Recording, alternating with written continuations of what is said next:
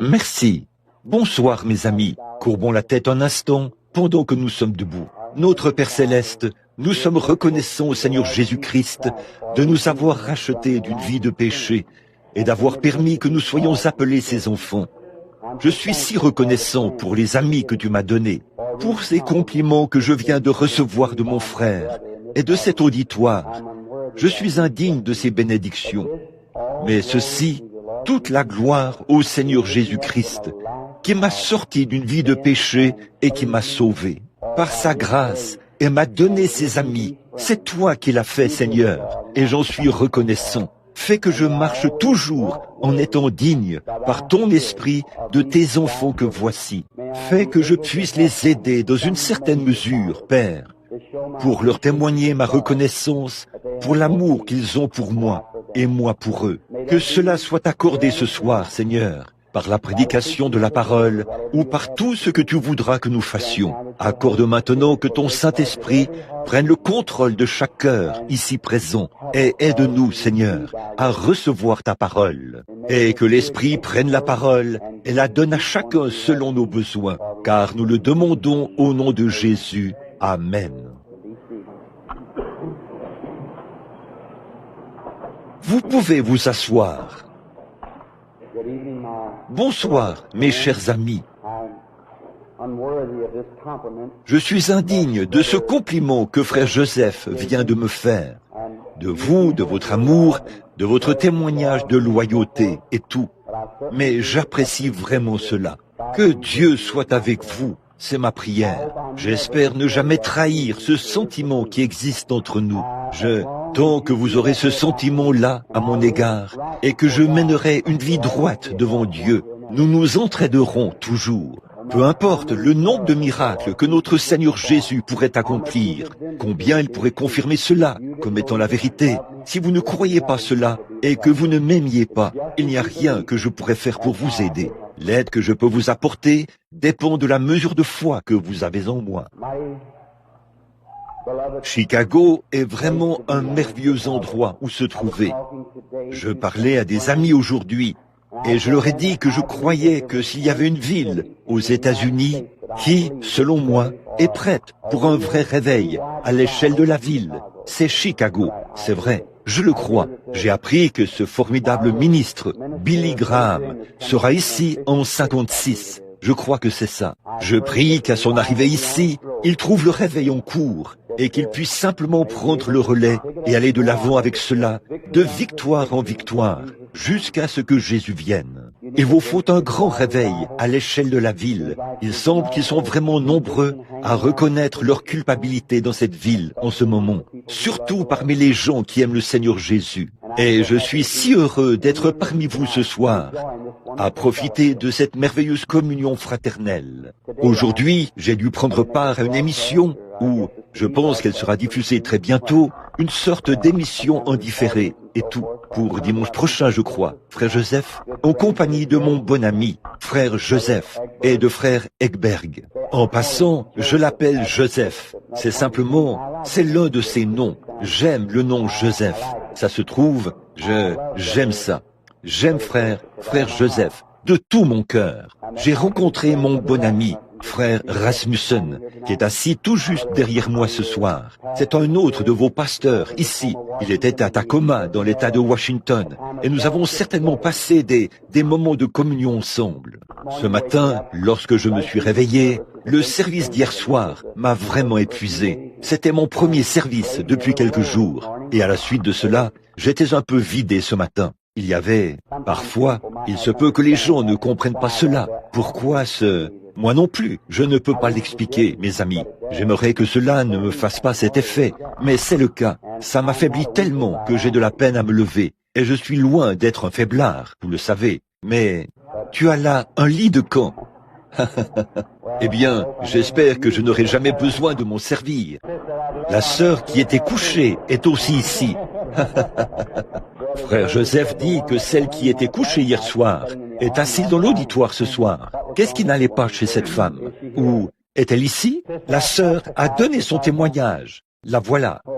Oh, c'est très bien ça. Qu'est-ce qu'elle...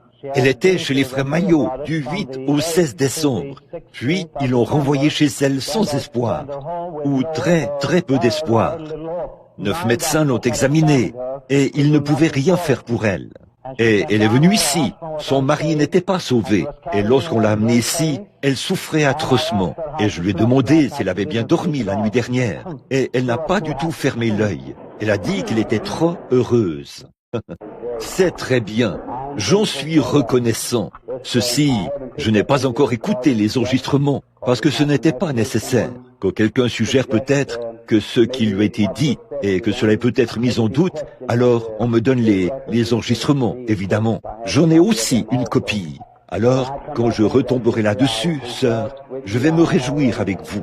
Je me réjouis déjà pour ce qu'il vous a dit et ce qu'il a fait pour vous, quelle que soit la chose. J'en suis très reconnaissant. Maintenant, comme il se peut que je reste longtemps à Chicago cette fois-ci, je me suis dit que j'allais y aller doucement, un peu, disons, peut-être avoir quelques soirs de prédication et d'appel à l'autel, et voir combien peuvent recevoir le baptême du Saint-Esprit, et voir combien peuvent venir au Seigneur Jésus, et ensuite avoir un service de guérison de temps en temps, comme le Saint-Esprit conduira. Alors, je suppose que peut-être ce soir, disons, je vais prêcher pendant un petit moment, ou faire ce que le Saint-Esprit me conduira à faire. Je ne sais même pas si mon fils, il est venu me chercher tout à l'heure, mais je ne sais pas s'il a distribué des cartes de prière.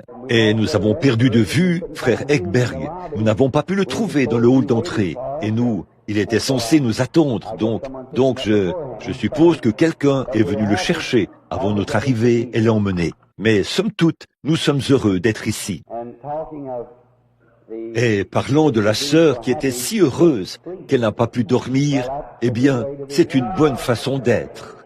Combien connaissent F.F. Bosworth? Vous tous. En passant, il sera ici dans quelques jours, je crois. Il vient de revenir du Japon. C'est un vieux frère rempli de piété et de sainteté. Il a toujours été une grande bénédiction. Il m'a accompagné dans presque toutes les réunions que j'ai tenues.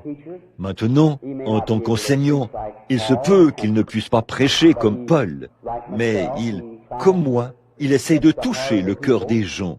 Il se peut que pendant que quelqu'un donne un grand message énergique et que quelqu'un assis au fond de la pièce s'en délecte, mais ce pauvre homme qui est étendu là et qui se meurt du cancer, il n'a que faire d'un message énergique. Ce qu'il veut, c'est un moyen de sortir des ennuis dans lesquels il se trouve.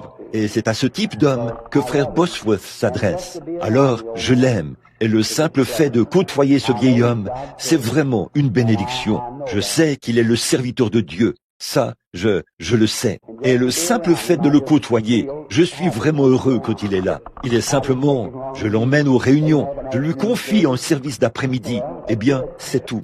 Nous avons simplement... Et alors, dès que je quitte l'estrade, s'il y a qui que ce soit pour qui on n'a pas prié et qui veut qu'on prie pour lui, frère Bosworth est attelé à la tâche et prêt à le faire sur le champ. Et il obtient de merveilleux résultats. Il a 78 ans. Il est tout aussi jeune qu'à l'époque où il avait 16 ans. Ma sœur, il m'a dit une fois, je lui avais dit, « Frère Bosworth, comment se fait-il que vous continuiez de travailler alors que vous êtes si vieux ?» Et j'ai dit, « Comment se fait-il que vous soyez encore si actif ?» Il a dit, « Tu comprends mal, frère Branham. Je ne suis qu'un enfant qui vit dans cette vieille maison, a-t-il dit. Ça, c'est une très bonne expression. Et je lui parlais il y a quelques jours. Je lui ai dit, « Comment allez-vous, frère Bosworth, après votre retour du Japon, de cette grande croisade que vous avez eue là-bas ?» Il a dit, « Frère Branham, ce même vieux problème m'est revenu. » J'ai dit, « Quel problème ?» Il a dit, « Je suis si heureux que je n'arrive pas à dormir, » a-t-il dit. Alors vous savez, c'est un vieux frère très bien. Alors j'espère que quand vous aurez 78 ans, vous continuerez d'avoir ce problème, que vous n'arriverez pas à dormir parce que vous êtes trop heureuse. Que le Seigneur vous bénisse, sœur, et vous tous qui avez été guéris. Parfois, Billy et d'autres frères essaient de me raconter. J'ai l'impression que quand on se met à parler j'ai rêvé de quelque chose, mais je ne me souviens plus vraiment de ce que c'était. C'est totalement le subconscient qui agit. C'est lorsque l'homme s'enlève du chemin et que Dieu prend sa place. C'est tout. Vous savez, Dieu a d'abord habité dans un homme appelé Jésus. Et lui, par l'effusion de son sang, vous voyez, tout d'abord, il y a la cellule sanguine. C'est ce dont nous sommes tous issus. À l'intérieur de cette cellule sanguine se trouve une vie, et cette vie est un esprit. Et le Dieu Tout-Puissant est allé dans le sein de cette Vierge et a créé autour de lui-même une cellule sanguine qui a produit le Fils Jésus-Christ. Au calvaire, cette cellule sanguine a éclaté et a été projetée en fine pluie. Et chaque homme qui est né de nouveau passe par cette fine pluie pour entrer dans le corps du Seigneur Jésus-Christ. Et nous sommes lavés par le sang, et nous devenons un fils de Dieu, égal à Jésus dans le royaume. Un de ces jours, nous nous assiérons là, sur le trône avec lui. Et il a dit, celui qui vaincra, je le ferai asseoir avec moi sur mon trône, comme moi j'ai vaincu et me suis assis avec mon Père sur son trône. Quel jour glorieux ce sera lorsque nous le verrons. Bon, demain soir, je crois que ce sera notre dernier service ici, au tabernacle. Et par la suite, nous irons à l'école secondaire Lane Tech. Je crois que lorsque j'étais là, à la porte hier soir, j'ai entendu Frère Joseph dire qu'il y aurait un service dans l'après-midi. Si le Seigneur le veut, demain soir, je veux aborder un sujet pour ma prédication, et dimanche après-midi aussi. Bon, les témoignages sont une chose merveilleuse, n'est-ce pas? Alors que je sortais du bureau il y a quelques instants et que je passais le coin, il y avait là, dans la pièce, une jolie jeune femme. Elle a dit, « Ne vous souvenez-vous pas de moi ?» Et bien sûr, j'avais été en prière. J'ai simplement levé les yeux. J'ai dit, « Il me semble que je devrais vous connaître. » Elle a dit, « C'est moi qui avais été guérie à Hammond. » Elle était alcoolique et elle avait été guérie. Elle avait été appelée, si je me souviens bien du témoignage de cette fille, alors qu'elle était assise quelque part au balcon. Et il y avait sur l'estrade une femme, une danseuse bien connue, qui dansait avec Fred Astaire. Elle s'était éloignée de Dieu, avait épousé un catholique et son foyer s'était brisé. Elle avait eu un petit garçon de lui. Et, oh, elle était devenue une droguée ou quelque chose comme ça. Et je sais qu'on avait d'abord été indigné de cela, mais le Saint-Esprit a toujours raison, et c'était tout à fait exact. Et aussi, je crois que c'est également le même soir que le Saint-Esprit est allé tout là-haut, au balcon, à Hammond, dans l'Indiana, et a dit à cette demoiselle qu'elle était alcoolique. Autant que je me souvienne, c'est comme ça que c'était sur la bande, je crois. Et ce soir, elle est partie dans cette direction-là. Elle est probablement quelque part dans le bâtiment en ce moment, probablement en train de m'écouter. Mais elle avait un beau témoignage. Et nous recevons continuellement de ses nouvelles au bureau, et ainsi de suite. Elle écrit des lettres, et on voit des dîmes de temps en temps, et des choses comme ça. C'est une personne très charmante. Alors, en lisant le courrier ce matin, beaucoup d'entre vous m'écrivent des lettres. Je veux juste lire quelque chose ici, avant que nous ouvrions la parole de Dieu, et vous montrer une photo. La personne est peut-être ici. Je ne vais pas lire toute la lettre, parce que, juste ce qui se rapporte au témoignage, parce qu'il se peut qu'il y ait dans la lettre quelque chose que la personne a dit, qu'elle voulait que je prie pour quelqu'un, et qu'elle ne veut pas que cela soit dit ouvertement. C'est daté du 12 janvier. Cher frère Branham, je vous salue au nom de notre merveilleux Seigneur. Quand vous étiez ici, à Chicago, lors de votre dernière série de réunions de réveil, j'ai apporté un tissu et vous avez prié dessus.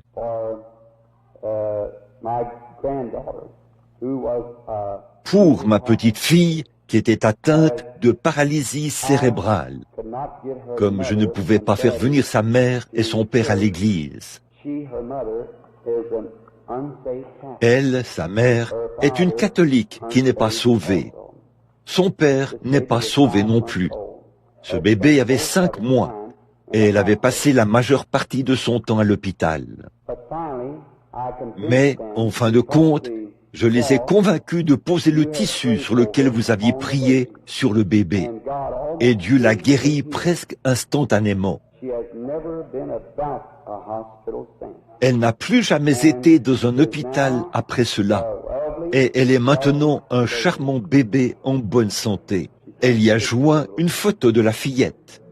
Parmi les milliers, celui-là était ici à Chicago. Parmi les milliers de témoignages qui nous viennent du monde entier. Vous savez, mes amis, s'il fallait que je subisse les critiques de ce monde, au vu de toutes les critiques que ce monde fait au sujet de la guérison divine, s'il y a aucun moment dans mon ministère, au cours de ces 23 années que j'ai passées sur le champ de travail, Et ces 8 années dans les campagnes de réveil et de guérison, s'il ne s'était rien passé d'autre que cette seule chose, ceci serait pour moi un double salaire. Quelqu'un est heureux. La vie d'un petit bébé qu'un médecin ne pouvait pas sauver. Il n'y avait plus rien à faire. Vous savez ce qu'est la paralysie cérébrale. C'est terminé, à moins que Dieu apporte son aide, vous savez. Et voilà qu'elle a été guérie instantanément par la puissance du Dieu Tout-Puissant en plaçant sur elle un mouchoir. Je suis si reconnaissant. Madame, si vous êtes ici, que Dieu vous bénisse. La grand-mère de l'enfant. J'ai confiance que le petit bébé sera toujours en bonne santé et qu'elle deviendra une grande servante de Dieu. Merci pour votre petite contribution qui se trouvait à l'intérieur. Et voici aussi une lettre ici. Je ne prendrai pas le temps de la lire. Je vais juste vous la citer. C'est un témoignage. Je viens de les prendre en sortant de la pièce. Une jeune fille qui est venue à la réunion de Benton Harbor, dans le Michigan, je crois, ou quelque part plus au nord d'ici. Et elle est née ici, à Chicago. Eh bien, qui aurait pu penser cela? Il y en a environ 2 douzaines qui n'ont jamais assisté à l'une des campagnes auparavant. Nous vous souhaitons vraiment la bienvenue, chers amis qui sont amoureux du Seigneur Jésus. Puisse son esprit vous stimuler ce soir et stimuler grandement vos émotions de sorte que vous l'aimiez de plus en plus. Maintenant, fondamentalement, ceci, c'est toujours l'exacte parole de Dieu, la Bible. Chaque parcelle de ceci est inspirée. Tout ça, c'est la parole de Dieu. Et Dieu est dans sa parole. Donc, si Dieu est dans sa parole, alors si vous recevez la parole, vous recevez Dieu. Bon, ça, c'est le plan de Dieu, le motif de Dieu, l'attitude de Dieu, l'amour de Dieu, le salut de Dieu. Tout repose sur sa parole imprimée. Et si ces paroles étaient comme des graines ou des semences qu'on pouvait prendre et avaler, chacune d'elles produirait exactement ce que la parole dit qu'elle ferait ici. Mais c'est par la foi que nous les recevons. Maintenant, quelqu'un m'a demandé, il y a quelque temps, il a dit, « Frère Branham, quand ces visions viennent, ça constitue quelle partie de Dieu ?» J'ai dit, ça, c'est secondaire quant à la parole de Dieu. Si ça annonçait quelque chose qui ne soit pas conforme à cette Bible, alors ce serait absolument faux. Ceci a la première place. Et donc, ceci, c'est Dieu. Il a dit, « Je suis l'Éternel qui te guérit ». Alors, toute guérison vient de Dieu. C'est lui qui opère la guérison. Toutes les promesses divines viennent de Dieu, parce que c'est sa parole qui s'adresse à vous et à moi. Mais maintenant, voici peut-être un cas qui ne peut pas s'élever jusqu'à ce niveau de foi. Qui pourrait croire? Savez-vous que c'est difficile à faire? Parfois, par nos émotions, nous essayons même d'accepter Jésus comme notre sauveur. Mais cela ne signifie pas que nous sommes sauvés. Vous dites, eh bien, je crois. Satan aussi. Ça ne signifie pas que vous êtes sauvés. Quand vous êtes sauvés, alors vous recevez le sceau de votre salut, le baptême du Saint-Esprit. Abraham crut à Dieu par la foi, et cela lui fut imputé à justice. Mais Dieu lui a donné la circoncision comme sceau, ou comme confirmation de sa foi. La foi est correcte, voyez, comme une miche de pain qui vaut 10 cents, disons. Eh bien, voici une pièce de 10 cents. Eh bien, ce n'est pas la miche de pain, ça, mais c'est avec les 10 cents que je peux acheter ce pain. Donc, c'est par la foi que j'achète le salut. La foi n'est pas le salut. La foi permet d'acheter le salut. La foi, la pièce de 10 cents, a payé pour la miche de pain. Mais la pièce de 10 cents n'est pas la miche de pain. Voyez? Donc, vous croyez Dieu, et Dieu confirme votre foi en vous donnant en retour ce que votre foi produit. Vous dites, j'ai la foi pour être guéri. Si vous l'avez, vous êtes guéri.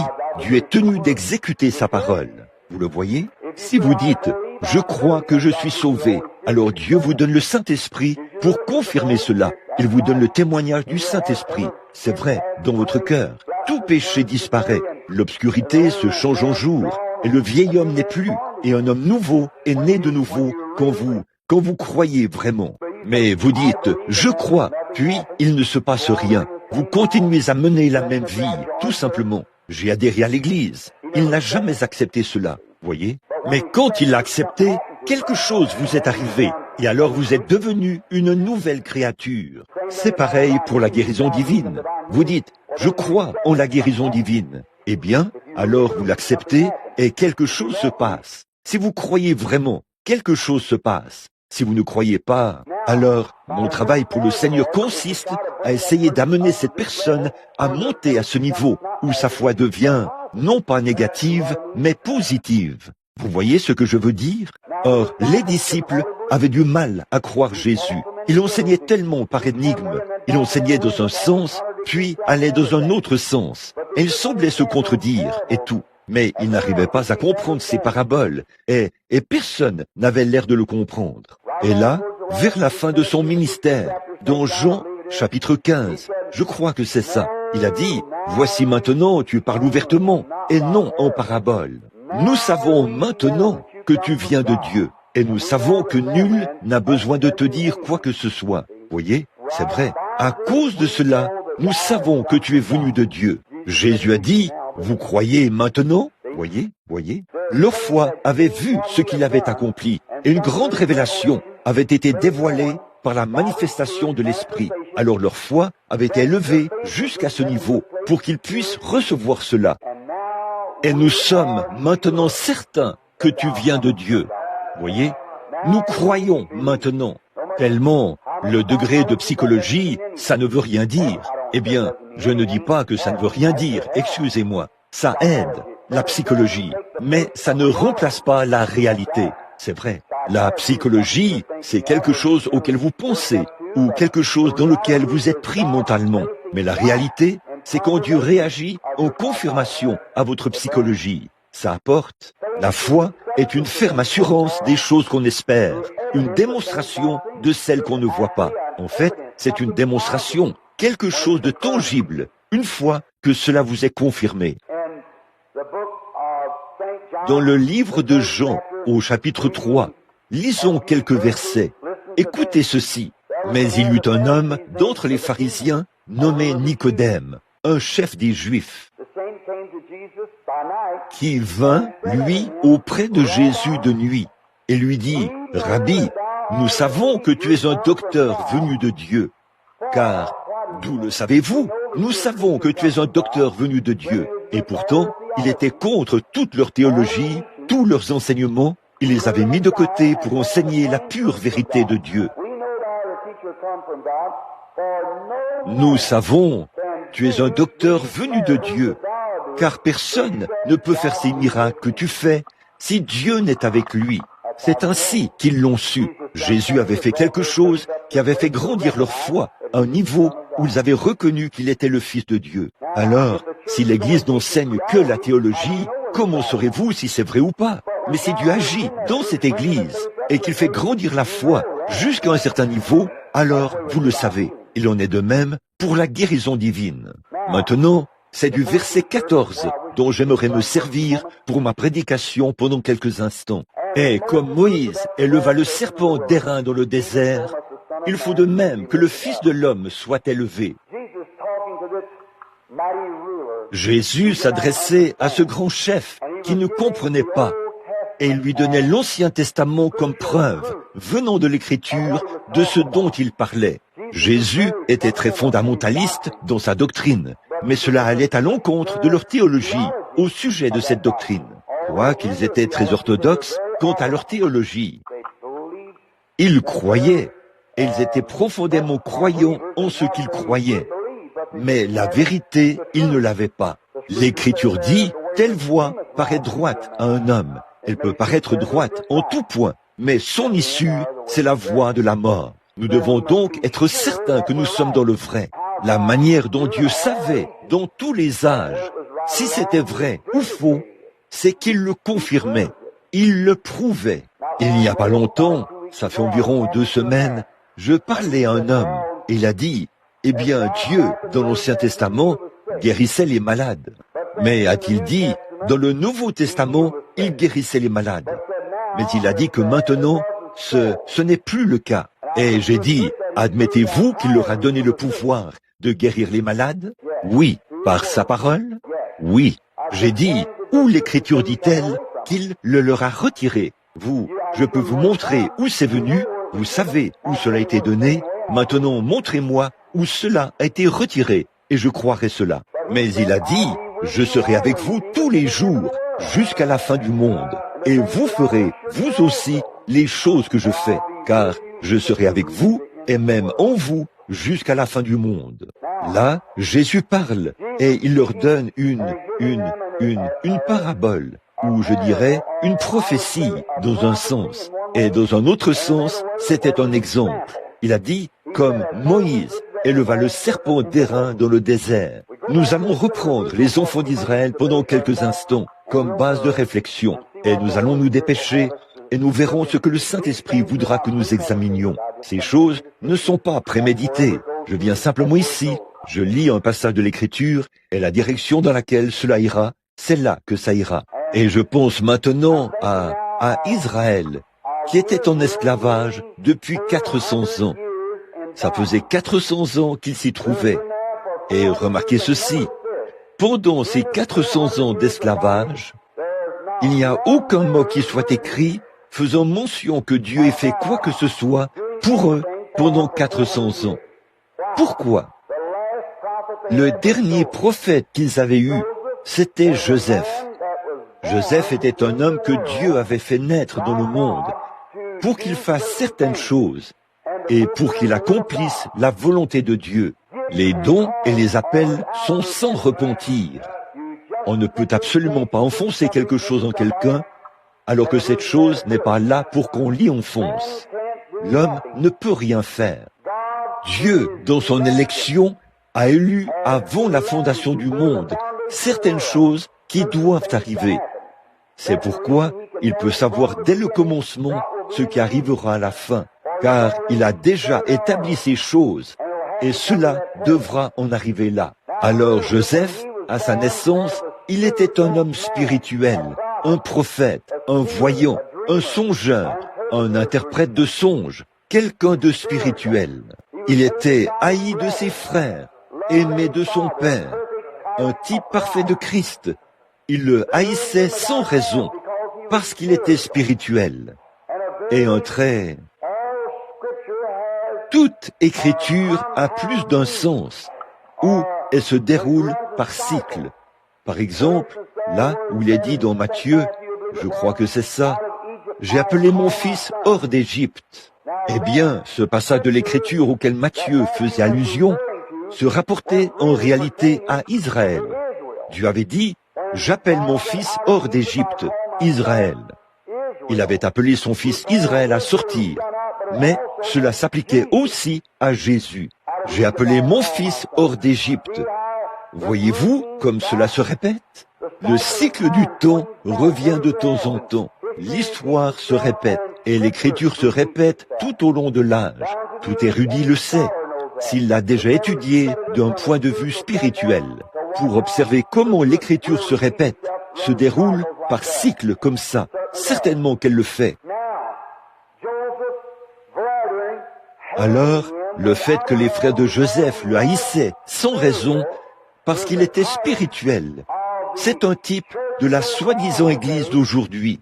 Toutes les différentes dénominations, les méthodistes, les baptistes, les presbytériens, les pentecôtistes, ceux de la sainteté, et tous, autant qu'ils sont, font preuve de mépris, les membres formalistes et tièdes de ces églises. Ils ne le sont pas tous. Dans chacune de ces églises, il y a de nombreux chrétiens nés de nouveau. Mais ceux qui ne sont que des chrétiens normaux, de nom, qui sont seulement des chrétiens de profession, qui n'ont jamais reçu la confirmation de Dieu par révélation spirituelle, c'est le seul moyen par lequel vous connaîtrez jamais la vraie signification de la puissance, de la guérison et du salut, ce que cela signifie vraiment. C'est une révélation spirituelle de la volonté et de la parole de Dieu. Vous ne l'apprendrez jamais autrement si ce n'est par révélation. Observez ceci un instant, si je peux laisser de côté ce sujet. Dans la Genèse, quand Abel et Caïn sont tous les deux venus avec leur sacrifice, ces deux hommes étaient des croyants. Abel et Caïn étaient tous les deux des croyants. Ils n'étaient pas des incrédules. Caïn n'était pas un incrédule. ni un communiste. Il était un croyant. Eh bien, si croire au Seigneur, c'est tout ce que Dieu exige, il a été injuste de sa part de condamner Caïn, alors qu'il avait exactement la même foi qu'Abel. La foi pour adorer, la foi pour faire des sacrifices, la foi pour croire. Alors les gens disent, tout ce que vous avez à faire, c'est de croire. C'est tout ce que vous avez à faire. Mais par la suite, Dieu doit faire quelque chose. Remarquez la confirmation. Caïn a adoré. Caïn a bâti une église, un autel. Caïn a adoré à l'autel. Caïn a offert un sacrifice. Il était tout aussi religieux qu'Abel. Mais Caïn a apporté des œuvres, des fruits des champs, et les a déposés sur l'autel.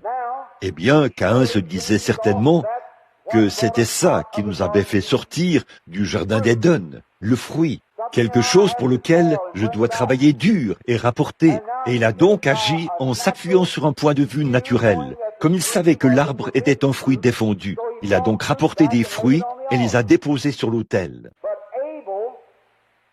Mais Abel, par une révélation spirituelle, Dieu lui avait révélé par sa foi que ce n'était pas un fruit, que c'était le sang qui en était la cause. Donc, par une révélation spirituelle. Aux premiers bâtiments d'église qui ont jamais été construits, les premiers autels qui ont été érigés, il y avait le pour et le contre. Abel, par révélation spirituelle, car il n'y avait pas de parole écrite, Dieu lui avait révélé que ce n'étaient ni les fruits, ni les œuvres de vos mains. Il a apporté du sang et a offert du sang, et cela attestait qu'il était juste, parce c'était spirituel, cela lui avait été révélé. Jésus a dit, lorsqu'il est descendu de la montagne de la transfiguration, il a dit, « Qui dit-on que je suis, moi, le Fils de l'homme ?» Certains disent que tu es Moïse, d'autres disent que tu es Élie et autres prophètes. Il a dit, « Mais vous, qui dites-vous que je suis ?» Et Pierre, écoutez, il s'est avancé et a dit, « Tu es le Christ, le Fils du Dieu vivant. »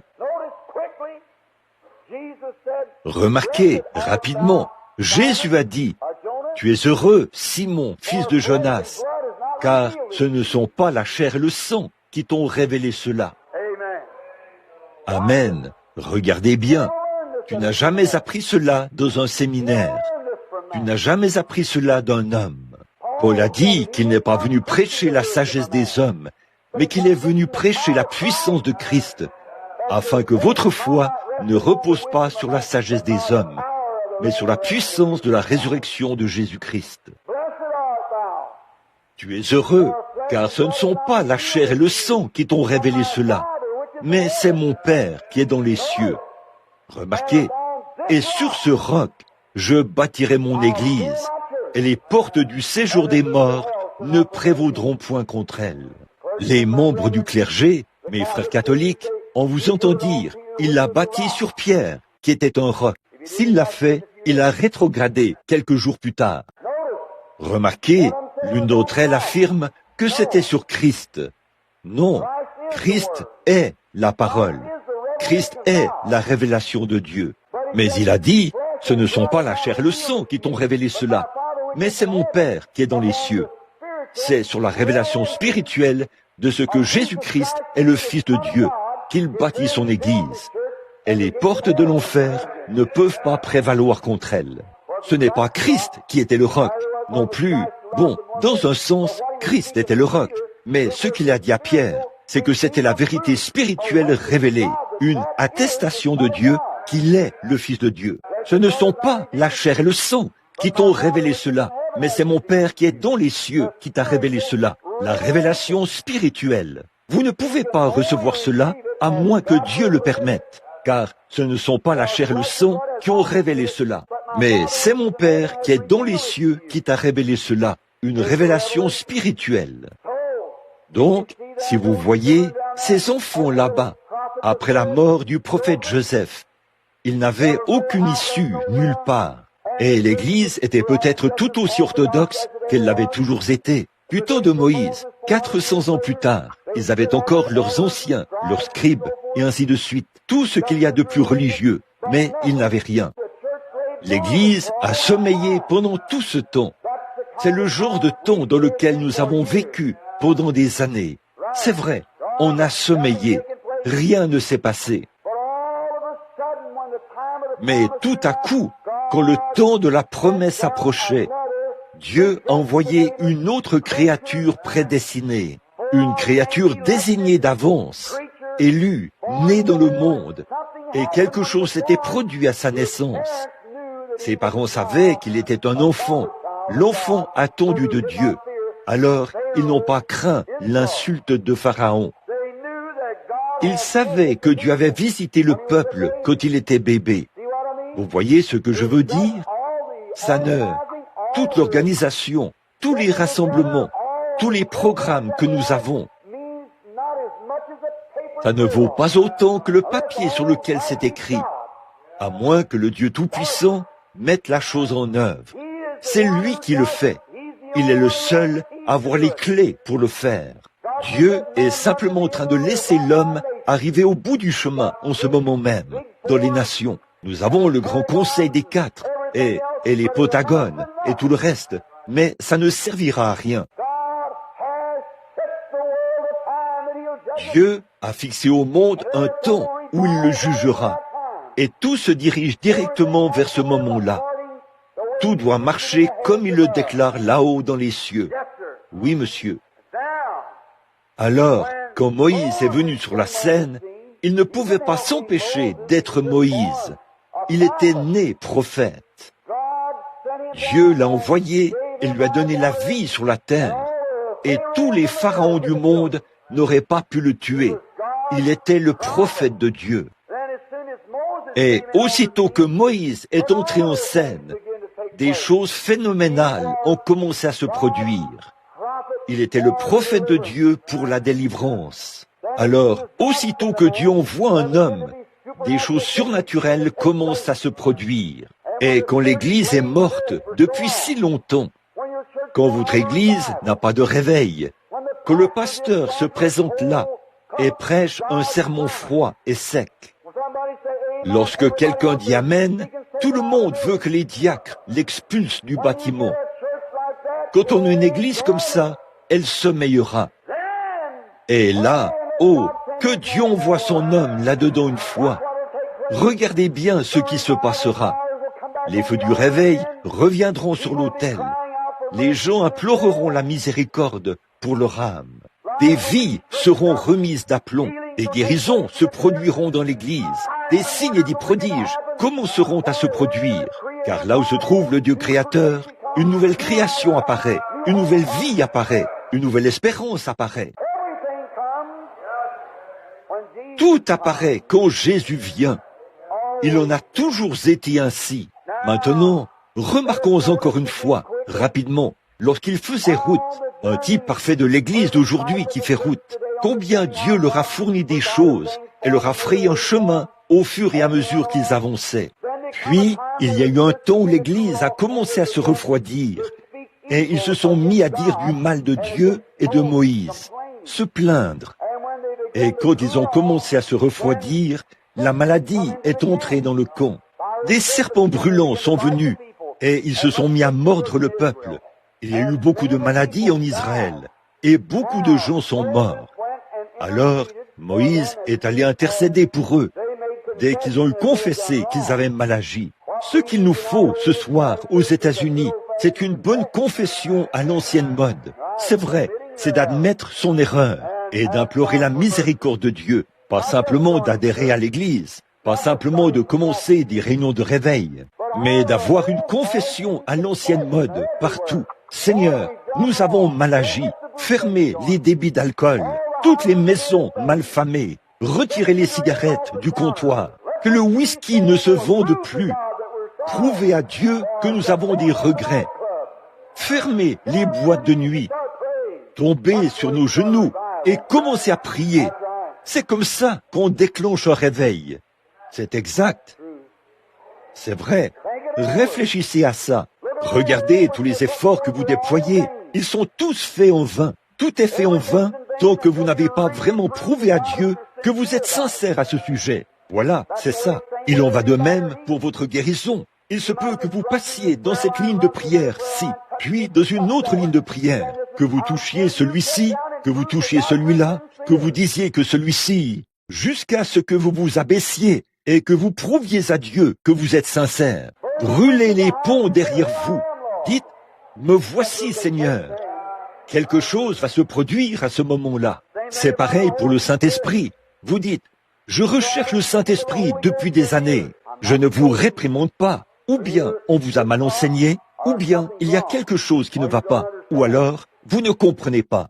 Dieu est tenu d'exécuter sa parole. Le jour de la Pentecôte, Pierre a dit, repentez-vous et que chacun de vous soit baptisé au nom de Jésus-Christ pour la rémission de vos péchés. Et vous recevrez le don du Saint-Esprit. Ça, c'est l'Écriture. Je l'ai lu aussi clairement qu'on puisse le faire. Si vous vous êtes repentis et que vous avez été baptisés, alors Dieu est tenu, si votre foi est correcte devant Dieu, de vous donner le Saint-Esprit à la minute même où vous obéissez à sa parole. Croyez-le, Dieu vous le confirmera.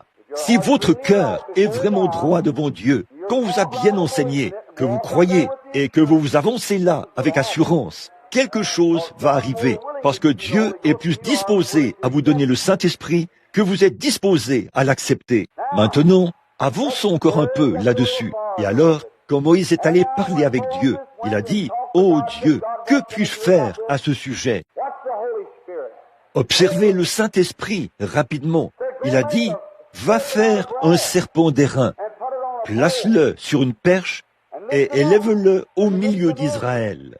Et il arrivera que tous ceux qui regardent ce serpent et croient, ils seront guéris de leur maladie. » Maintenant, tout d'abord, l'airain et la perche, le serpent qui était formé, tout évoquait Jésus-Christ. Jésus, s'adressant à Nicodème, a dit, « Comme Moïse éleva le serpent d'airain dans le désert, il faut de même que le Fils de l'homme soit élevé dans le même but. » Alors, quelle a été la première chose qu'ils ont faite? La première chose que le peuple avait faite, c'est qu'ils avaient contesté avec Dieu. Ils avaient péché. C'est pour ça que les serpents les ont mordus. Et la sagesse des médecins égyptiens, dont ils se servaient, ne pouvait pas guérir la morsure de serpent, parce que c'était quelque chose de divin. Ainsi donc, comme Dieu savait que s'il pouvait se débarrasser du péché, il pourrait se débarrasser de la maladie, il a fait le serpent. Pour commencer, le serpent représentait le péché déjà jugé depuis le jardin d'Éden. Le serpent dont les jambes avaient été ôtées. Les reins représentaient le jugement divin, comme un autel des reins, et le ciel des reins du temps d'Élie, quand Akab avait gouverné le pays pendant si longtemps. Et la perche représentait la croix. Tout représentait Christ. Pourquoi a-t-il montré cela d'avance?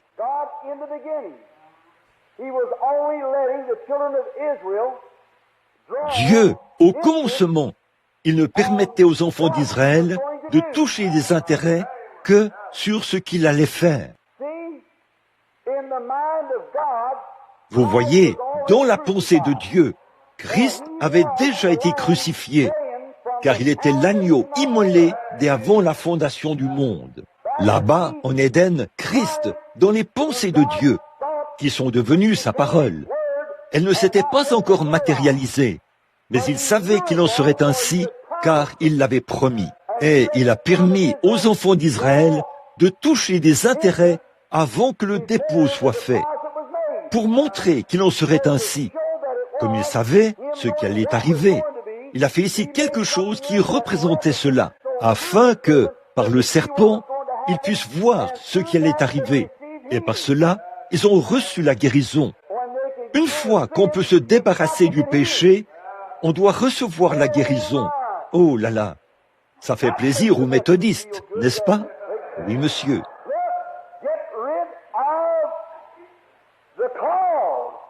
Écoutez, débarrassez-vous de la cause, vous aurez déjà le remède. Là, vous toucherez des intérêts. Et si Dieu, dans sa pensée infinie, savait d'avance que des centaines d'années plus tard, Jésus mourrait sur une croix, deviendrait péché pour nous et serait crucifié, et qu'il a permis à Israël d'être guéri par ce phénomène avant même que Christ soit crucifié. À combien plus forte raison le fera-t-il après que Christ a été crucifié? Si cela en était le type, à combien plus forte raison par l'antitype? Combien plus glorieux est le programme que nous avons aujourd'hui que ce que Moïse avait? Et pourtant, quand Moïse est sorti du désert, il n'y avait pas un seul infirme parmi eux. 40 ans durant, le docteur Moïse. J'imagine que s'il y a un médecin ici ce soir, il aimerait avoir un peu de sa prescription. Il a conduit 2 millions de personnes. Combien de bébés naissent chaque soir au sein de 2 millions de personnes? Combien y a-t-il de personnes âgées? Combien y a-t-il d'infirmes et de cas de maladie parmi eux? Et le docteur Moïse s'est occupé de chacun d'eux et il les a fait traverser sans qu'il y ait un seul infirme parmi eux. Voyons, docteur, vous ne pouvez même pas soigner une famille aussi bien. Réfléchissez à ça. Pourquoi? Le docteur Moïse avait une prescription. Aimeriez-vous tous voir ce qu'il avait comme prescription?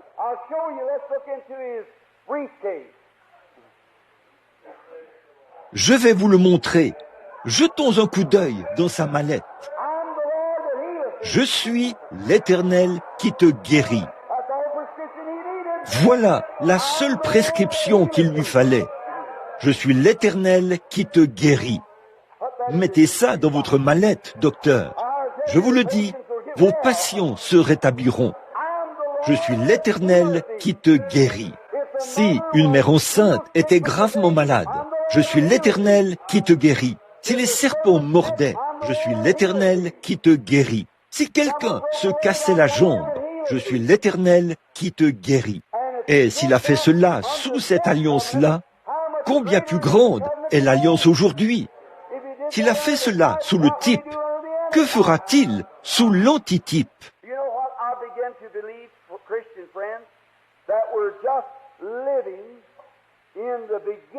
Savez-vous ce que je commence à croire, amis chrétiens?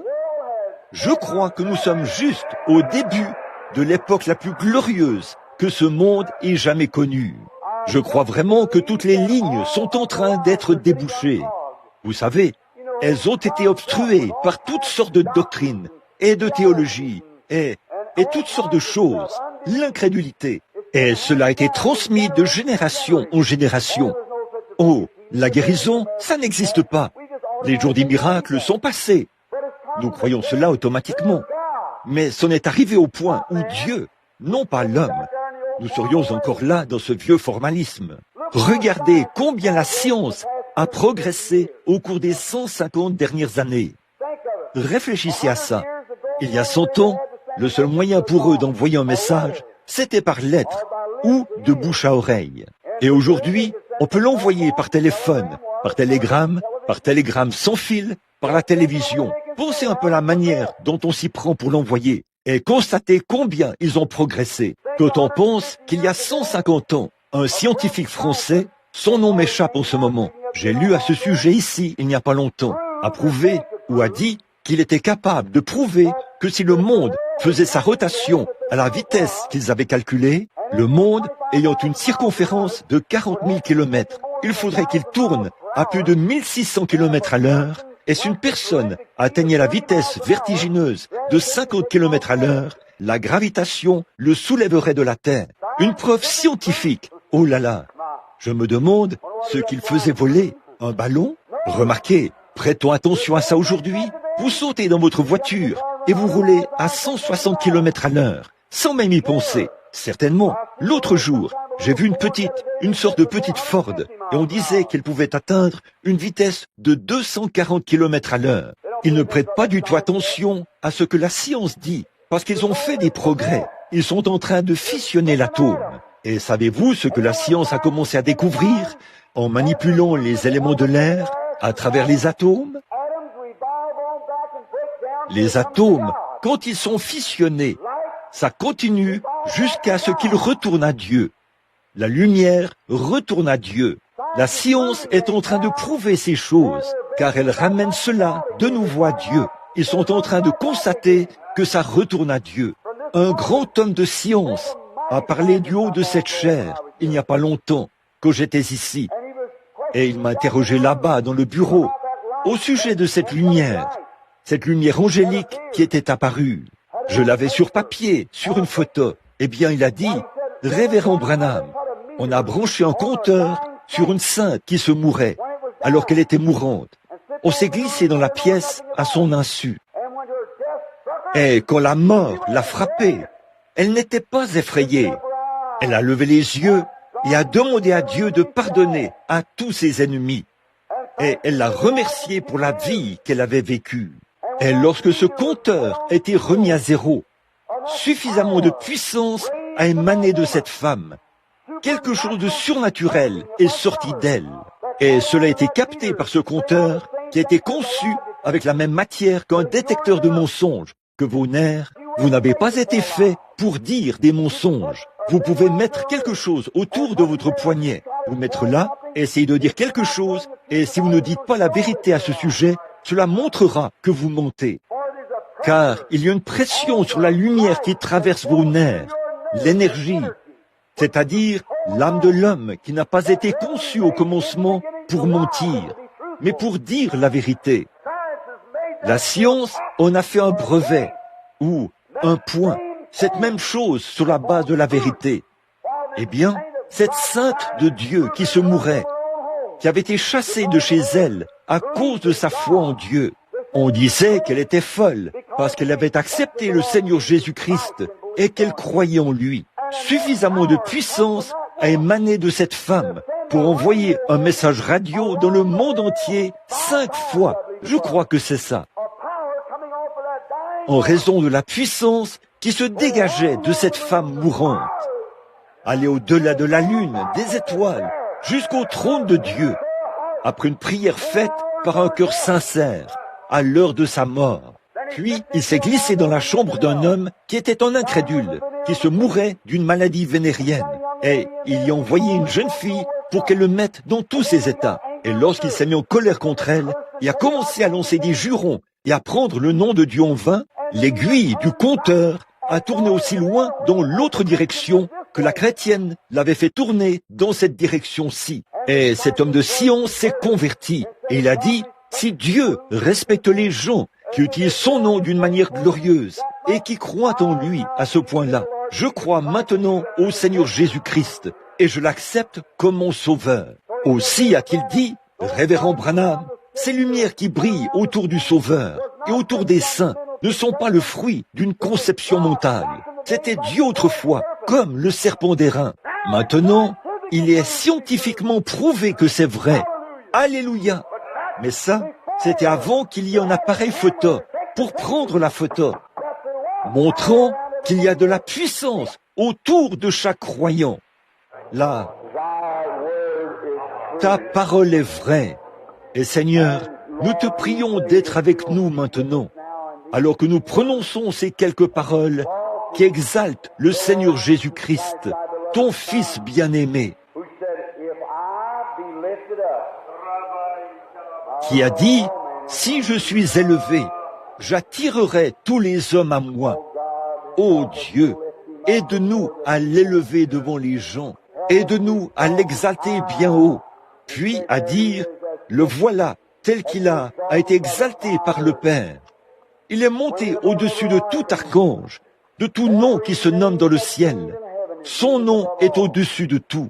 Quand il est ressuscité des morts, il a dit, tout pouvoir dans les cieux et sur la terre a été remis entre mes mains. Allez par tout le monde et prêchez l'évangile. Voici, je suis avec vous tous les jours jusqu'à la fin du monde. Et Père Céleste, de cette humble et pauvre manière que j'ai, mais je suis béni. Je t'exprime ma reconnaissance et ma gratitude pour, il semble que le glorieux ange de Dieu qui est venu à moi ce soir-là est ici sur l'estrade en ce moment, en train de m'avertir, forme la ligne de prière. Peut-être que quelque chose pourrait arriver ce soir, Père, qui amènerait beaucoup de gens à croire. Et quand le service sera terminé, je te prie, ô Dieu, de faire en sorte que chacun croyant se précipite ici, à l'autel, et dise, je crois maintenant. Ceux qui n'ont pas le Saint-Esprit, puissent-ils le recevoir ce soir, alors qu'ils sont assis à leur place. Ceux qui recherchent Dieu, puisse cette soirée être glorieuse à cause de ta présence, car nous le demandons au nom de Jésus-Christ, ton Fils. Amen. Des choses étranges se produisent parmi les chrétiens. Je ne sais pas si vous avez distribué des cartes de prière ou pas. Qu'est-ce que c'était hier soir?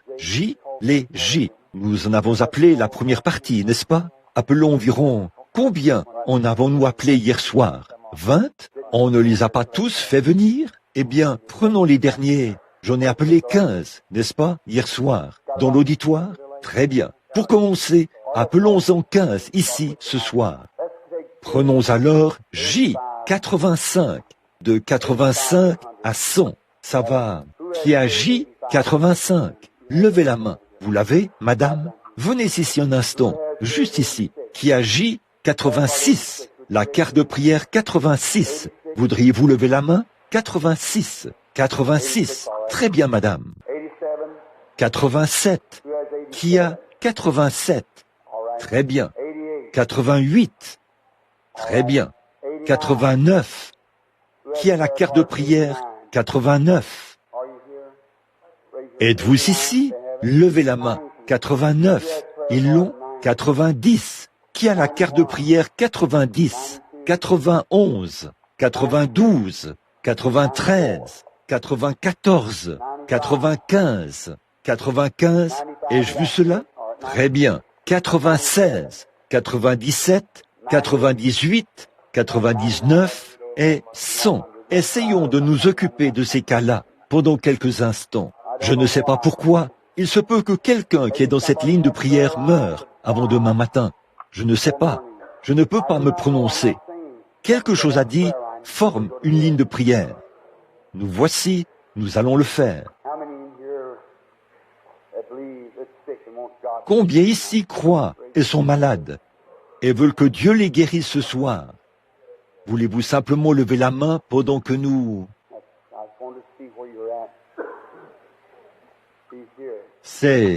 Je voulais juste voir où vous vous trouviez. Il est ici. Je ne sais pas pourquoi, mais sa présence est déjà là, avant même que la musique joue ou quoi que ce soit d'autre. Que Dieu soit loué. Il est rare que cela se passe ainsi. Je veux que vous croyiez de tout votre cœur ce soir. Je veux que vous croyiez pour la gloire de Dieu. J'aurais souhaité ne pas avoir formé de ligne de prière. Je le vois se mouvoir au-dessus de l'auditoire en ce moment même, avant même que j'aie une ligne de prière. Je suis si reconnaissant pour le Seigneur Jésus-Christ. Oh, je souhaiterais voir cette Église pénétrer en ce moment même dans cette glorieuse dimension, maintenant même, voir chaque heure ici présent y accéder. Je vous le dis, les journaux en seraient remplis demain matin. C'est vraiment difficile de prédire ce qui arriverait. Des gens viendraient de partout, en Nouvelle-Orléans, et de partout ailleurs demain. Des chrétiens affamés venant du monde entier, de partout, arriveraient ici par avion dans les prochains jours. Si tout le monde pouvait pénétrer dans cette dimension maintenant. Oh, j'aimerais avoir des mots pour l'exprimer. Eh bien, ce n'est pas moi, là. Je suis un homme, voyez. Je ne suis qu'un homme, mais lui, il est Dieu. Comme c'est extraordinaire, comme c'est merveilleux, comme c'est glorieux. Combien nous l'aimons, comme il est précieux. J'avais l'habitude de chanter ce vieux cantique, car il m'est si précieux. Vous croyez cela, n'est-ce pas, madame? Est-ce que vous croyez? Et si je vous disais que votre arthrite est partie, croiriez-vous cela de tout votre cœur? Le croiriez-vous? Hein? Vous croyez qu'il vous guérirait? Il l'a fait. Vous êtes déjà guéri.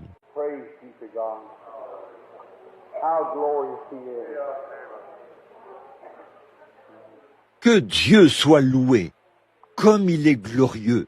Vous venez de l'extérieur de la ville, n'est-ce pas, madame? Vous venez de Grand Rapids, dans le Michigan. Vous étiez assise là, à penser à quelque chose. Ce qu'il y a, c'est que vous étiez en train de perdre la mémoire. Vous n'arrivez pas à réfléchir comme il faut, n'est-ce pas vrai? La dame qui est assise à côté de vous, vient aussi du Michigan. C'est vrai. Ce que vous êtes venu chercher ici, c'est une marche plus rapprochée de Dieu. Vous allez l'obtenir. Ne vous en faites pas. Votre mémoire est revenue. Vous n'aurez plus aucun problème à ce sujet. Jésus-Christ, le Fils de Dieu, est ici ce soir. Ayez foi en Dieu. Croyez-le de tout votre cœur et vous verrez la gloire de Dieu. Voulez-vous que votre mal s'arrête, madame assise là? Vous avez un problème de vésicule et tout, n'est-ce pas vrai? Vous qui êtes au fond, vous êtes guéri. Jésus-Christ vous rétablit. Maintenant, votre foi vous a guéri. Votre douleur est complètement partie maintenant. Vous savez que c'est vrai. Amen. Nous n'avons pas à former cette ligne de prière. Nous n'en avons pas besoin. La seule chose qu'il vous faut, c'est un peu de foi pour croire Dieu. Croyez Dieu. Dieu fera le reste du travail pour vous. Comme il est merveilleux. Voilà un vieil homme assis là-bas au fond. Il se pose des questions au sujet de ce problème de prostate dont il souffre. Vous avez subi une opération, n'est-ce pas, papa? Et ça continue de vous tracasser. Ne vous en faites pas. C'est parti. Que Dieu vous bénisse. Ayez simplement la foi. Croyez. La jeune femme là-bas qui souffre du dos, elle aussi se demande ce qui va arriver à ce sujet. Jésus-Christ vous rétablit. Amen. La dame qui est assise là-bas, au fond, avec des problèmes de sinus. Vous aussi, vous voulez en guérir, n'est-ce pas, madame? Très bien. Vous êtes guérie maintenant. Vous pouvez rentrer chez vous.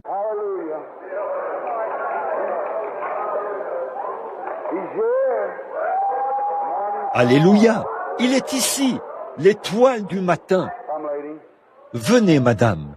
Vous croyez que Jésus est ressuscité des morts? Nous sommes des inconnus l'un pour l'autre. Je ne vous connais pas, mais Dieu vous connaît. Il vous faut son aide tout de suite. Vous avez consulté un médecin. Le médecin vous a examiné. L'examen a révélé quelque chose sur le sein droit. C'est un cancer et il n'y a aucun espoir pour vous. C'est ce que le médecin a dit. Jésus-Christ est mort pour vous afin de vous guérir. Croyez-vous cela? Au nom de Jésus-Christ, je condamne ce démon pour que ma sœur soit libre. Amen. Que Dieu vous bénisse, madame. Venez, madame. Nous sommes de parfaits inconnus l'un pour l'autre, pour autant que je le sache. Pas vrai? Nous ne nous connaissons pas. Je ne vous ai jamais vu de ma vie. Vous avez eu beaucoup de chagrin il y a quelques jours, n'est-ce pas? Un être cher ou un ami est mort, ou quelque chose comme ça. Un ministre. Vous avez une tumeur, pas vrai? Vous croyez que vous allez vous rétablir? Dieu Tout-Puissant, je bénis cette femme. Au nom de Jésus-Christ, guéris-la, Seigneur. Amen.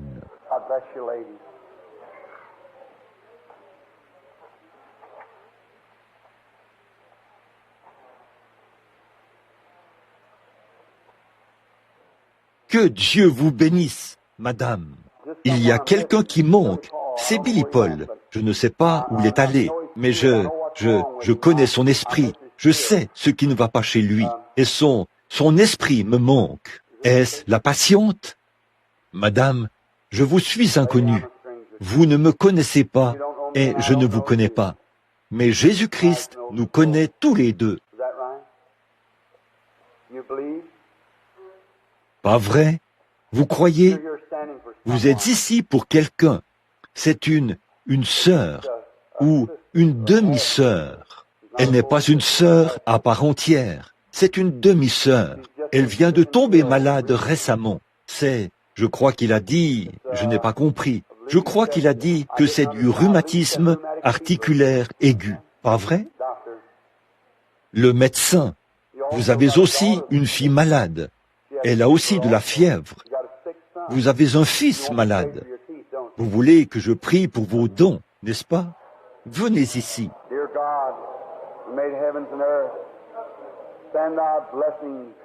Dieu bien-aimé, qui a fait les cieux et la terre, envoie tes bénédictions sur cette femme que je bénis. Au nom de Jésus-Christ, Amen. With all your heart.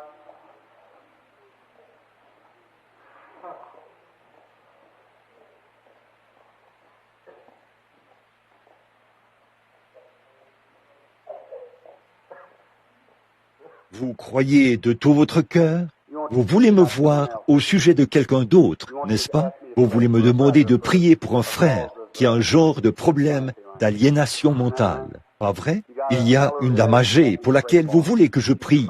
C'est votre mère. Elle est atteinte du diabète, n'est-ce pas vrai? Vous avez besoin d'une marche plus rapprochée de Dieu. Vous l'avez toujours voulu. Vous n'en êtes jamais arrivé au point où vous aviez vraiment le sentiment de faire exactement, parfaitement sa volonté. Êtes-vous disposé à lui abandonner toute votre vie maintenant, puis à rentrer chez vous et à recevoir ce que vous demandez? Vous croyez que si vous le faites, que si vous vous consacrez entièrement, Dieu exaucera votre prière? Moi aussi, je le crois. Almighty God, in the name of your Son, the Lord Jesus Christ, bless this woman who I bless in your name.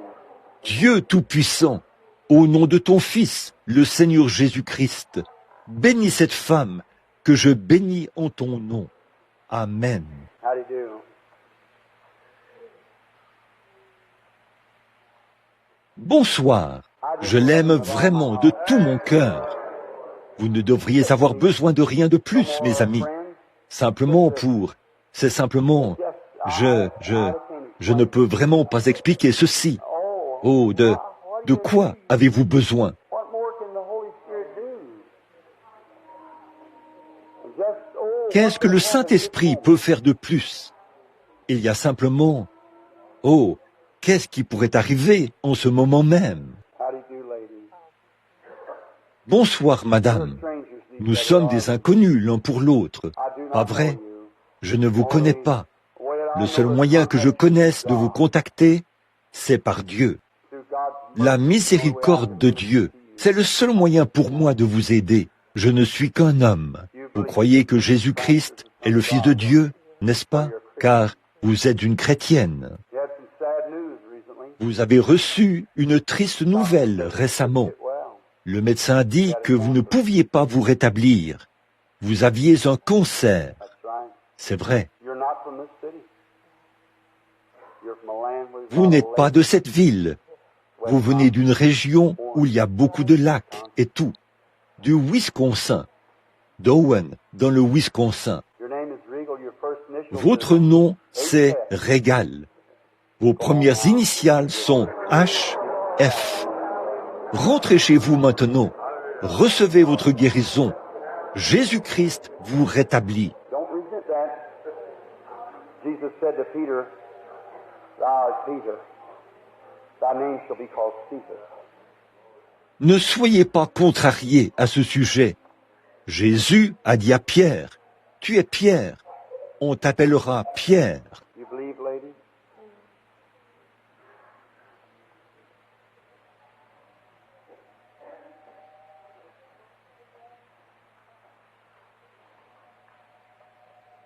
Vous croyez, madame? You have female trouble, don't you? That lady Vous right avez there des has troubles also- gynécologiques, n'est-ce pas? that lady has Cette dame bladder also. qui est juste là en a aussi. You're both healed. Elle a aussi un goitre. Vous êtes toutes les deux guéries. Vous croyez? Levez-vous un instant. Levez-vous. Peu m'importe ce qui ne va pas chez vous. Levez-vous. Je crois maintenant au Seigneur Jésus-Christ. Je l'accepte maintenant comme mon guérisseur. Dieu Tout-Puissant, je condamne toute maladie et au nom de Jésus-Christ, je chasse tout démon. Sors, Satan, par Jésus-Christ, le Fils de Dieu, que la puissance du diable soit brisée sur ces gens.